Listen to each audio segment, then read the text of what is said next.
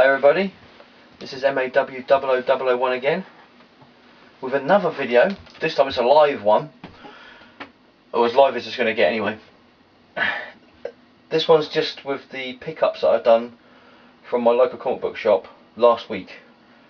Some of them are quite old, but you know, it's still comics, and we all love comics, don't we? First up, as you can see, Justice League #1. This is the combo pack. I think everybody knows my thoughts on Justice League comic, so I won't go into it. Yeah, that's it. I probably won't open this because I'm one of those kind of people that won't open a book like this. I've already got the original version, wasn't too keen on that anyway, so there you go. Next up, I did say these were old comics, is Flashpoint 5. I have already read this. I read it when it first came out, but again, these are just pickups that I've got from my local comic book shop that I only get to go to once a month. And Flashpoint, it was an enjoyable mini-series. The only thing I had a problem with it was I didn't like the end result. I still think the reboot is a bit pointless.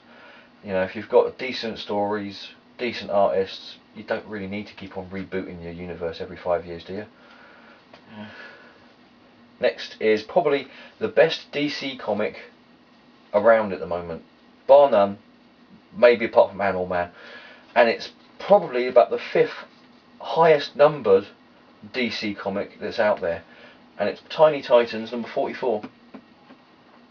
I think Tiny Titans is brilliant, and with most of these comics here, the reason why I get them, the reason why I get these comics from my local comic book shop is because they're comics that I enjoy reading and they're fun. And Tiny Titans is just fun. Yeah, I know it's for kids, you know, but in the end, aren't we all just big kids? Don't we all just want to have fun? Yeah. Jump around in leaves in the autumn and splash in our welly boots in the winter, you know, in the puddles. So, you know, Tiny Titans is a brilliant comic, no matter how old you are. And next up we have Brian Michael Bendis and Mark Bagley's brilliant. I've gone into this comic completely blind. I haven't read any blurbs on it or anything. I saw it, I thought I'll give that a go, and it was alright. Bagley's art is, as always, really good. Bendis' writing is really good. I don't think there was much happening in this story, because obviously it was more of a getting to know the characters and all the situation in that, but it looks quite interesting, and I'll probably see if I can pick up #2. The only thing I've got a problem with it is the price tag, you know, but I'll see what's out at the end of this month, and well, when issue 2 comes out, I'll see what else is out, and if there's not much else out, I'll probably pick this issue 2 of this up. Next we have Daredevil, Mark Waid. What are you doing to us, you old dog, you? Fantastic comic. #1 just blew me away, and ever since, there you go, this is Daredevil number 3. I haven't got #2. I've managed to win it off of eBay for 25p. How's that? It's not bad going. Yeah, as I was saying, #1 blew me away, and it's just gone from strength to strength, and it's a brilliant comic. If you aren't reading it yet, pick it up, you won't be sorry. Next we have some Dynamite comics, and the first one is The Boys, #58. This is a comic book that just gets better and better and better. Garth Ennis is a writing genius as far as I'm concerned. His Punisher was fantastic. His stint on Hellblazer was just absolutely brilliant. It was such an eye-opener, and everything Garth Ennis does, excuse me, as far as I'm concerned, is just gold, really. I don't think he's ever done a bad comic, really. Next is a mini-series that coincides with the Boys main series, called Butcher Baker Candlestick Maker. If you read the Boys comic, you'll know that one of the main characters in it is called Butcher. He's the leader of the Boys group, and this is just his backstory. It goes through him being a kid, him being in the Falklands War in the British Army, coming out of the British Army, finding it really hard, and at this point he's met his future wife. We know something bad's going to happen to his future wife, but we just don't know what is going to happen and what makes it so bad that he decides to want to, as they say in The Boys, stick it to the heroes. But again, Garfinis, brilliant, can't go wrong. And another Garfinis, I told you I liked him, Jennifer Blood. This is number 4. This comic is just hilarious. Yes, it's violent. It's about a ordinary everyday housewife who is an ordinary everyday housewife by day, but as soon as her husband and her children go to bed, she puts on a black leather catsuit, sticks on a black wig, and becomes an assassin and goes around killing drug dealers, gangsters, mob bosses, anybody that, you know, is basically a bad person. You know, and it's typical Garfinis. It's hilarious. Some of the yeah, okay, it is violent. It is very violent, as most Garfinis stuff is, but it's hilarious as well. Unlike Kick-Ass 2, number 4, exceedingly violent. I don't know what's going through Mark Millar's head at the moment. I think somebody's really cheesed him off at some point. Because the violence in this comic, I think he's trying to use this as some kind of therapy. I don't know. You know, it's just uber violence. You know, and it's still good. It's still an interesting read.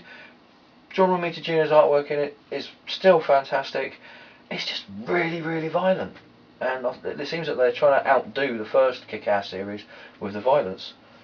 And next we have a couple of Fear Itselfs. The first one is Fear Itself, The Monkey King. It's a fun comic, and if you know anything, if you've ever read anything of the Chinese epic novel Journey to the West, this comic has bits of that in it. Wow, when I say bits of it, it's basically Sun Wukong. I hope I pronounced that right. I've only ever seen it written down. Also known as the Great Sage, equal of Heaven, and it's about a gangster who gets the powers of the Monkey King, Sun Wukong. It's a fun comic. It's a fun read. The artwork's really nice. Really good comic. And considering it's a one shot, and it was only $2.99, I thought I'd pick it up, see how it goes, and I enjoyed it. Really good. Next we have Fearsome 4. This comic has 3 things in it that I like about Marvel. It's got my three of my top 4 heroes in it. The first one is Spider-Man from Marvel. Next one is Man-Thing. Next, Howard the Duck. And next, She-Hulk. And this has got Man-Thing, Howard the Duck, and She-Hulk. Can't go wrong. It's a really interesting mini-series. If you can pick it up by trade, you know, might be worth doing. I thought it was pretty good. It's a pretty interesting comic. Quite fun as well. Next we have some Image comics. And the first one up is Witch Doctor number 3. There you go, I'll just stop them from falling over a bit. Witch Doctor number 3. Very Lovecraftian, very funny, quite gory, but it's only gory in the sense of the monsters get eaten. You know, it's a fun comic. The artwork's really nice in it. Like I said, it's very, if you like reading Lovecraft stories, you'll enjoy this comic. It is really good. It's a pity that it's nearly finished. That's the only thing I can say about that. Next we have 50 Girls 50 with fantastic artwork by Frank Choi. Frank Choi knows how to draw. He really does. I can't understand.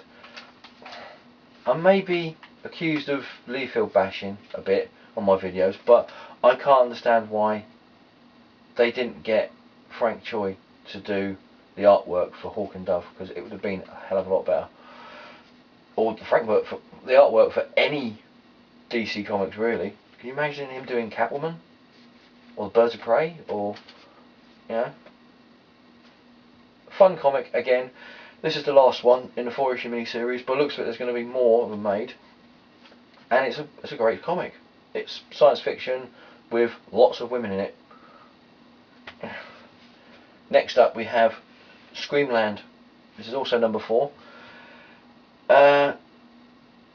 Really good book. If you know your 1950s and 1960s horror films, you'll know that you've got the Wolfman, the monster from the Black Lagoon, the monster from the Black Lagoon, the blob creature, the Invisible Man, the evil Nazi scientist brain in a bubbling jar of liquid on a robot body, and they're all in here.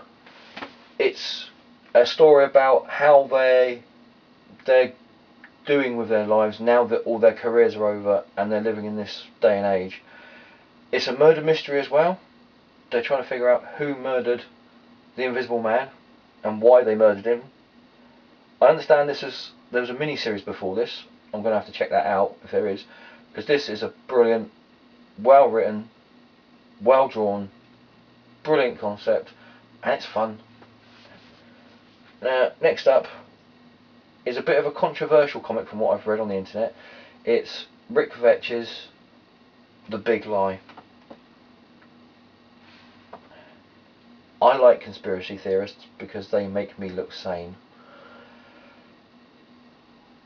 Yeah, but apart from that, this is, as you can probably tell, it's a story, it's a science fiction story that revolves around the Twin Towers. We all know it was a terrible thing that happened. I won't dwell too much on it with this video. It was an interesting read, interesting concept. A lot of people were saying things like maybe you shouldn't have written it this close, or due to the fact that it's the 10th anniversary of the Twin Towers happening. But yeah, it was an interesting read. If you just put it as it's a science fiction story, then you'll probably enjoy it. The artwork in it is really nice as well. And yeah, if you've got a spare few dollars or a few pounds, you see if you can get it, pick it up really. Now, I know I always say on my videos I only buy comics that I enjoy and I like because I can only afford them. This is one comic that I buy because I'm a big Doctor Who fan, and this is IDW's Doctor Who. This is the annual for 2011, and I've also got the issue number 8, which is cover A for Doctor Who. I'll put that one up in a sec. I haven't read this yet. I know I've had it for about a week, but I've had so many other comics to read, so I can do my reviews and that. I haven't had a chance to read it yet, and it's a little guilty pleasure. I'm a big Doctor Who fan. The artwork in it's okay. The stories in it are fun little stories. There you go. There's number 8's cover. It's based on the Matt Smith 11th Doctor in it. It's got Amy Pond, Rory Williams, and it's just fun. It's not the best comic in the world out there. It's not the best drawn comic, and I don't think it has much effect on the actual TV series. I don't think it has any effect on the TV series. But yeah, it's fun. It's a little bit quirky, and yeah, why not? So that's my pickups I've had for last week from my local comic book shop. As always, the views on this video are just my opinion. If anything here takes your fancy, if it looks interesting to you, please feel free to pick it up at your local comic book shop or eBay. And yeah, thank you for watching. And if you enjoy my videos, as always, please subscribe. Any questions, comment down bottom. And yeah, thanks for watching. See you later. Ta-ta for now.